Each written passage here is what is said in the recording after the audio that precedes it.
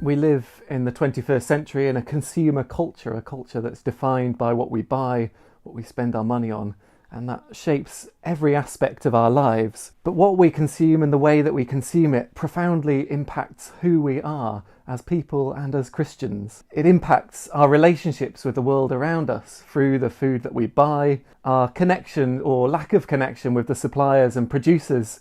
Our world has changed so much over the past 50 or so years in terms of how we consume and what we consume. And that's a real challenge for us as Christians if we're called to love our neighbour, but so often when we're buying or when we're eating, we don't know who those neighbours are. We've lost that connection.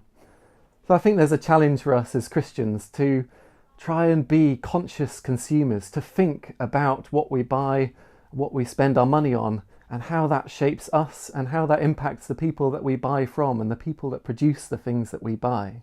This isn't just about food and clothes, although those are important and they can be sort of easy first steps to take.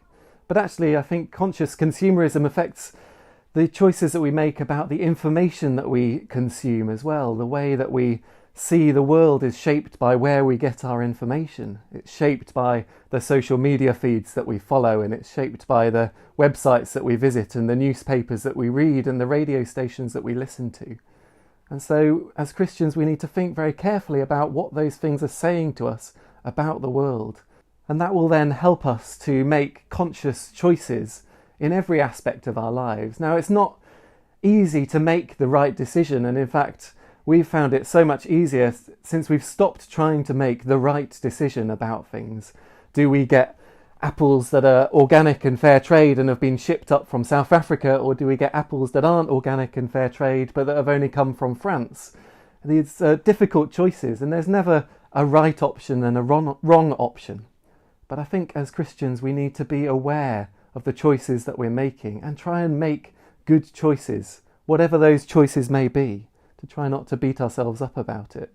St. Paul said, whatever is true, whatever is right, whatever is pure, whatever is lovely, and some other things, think about these things.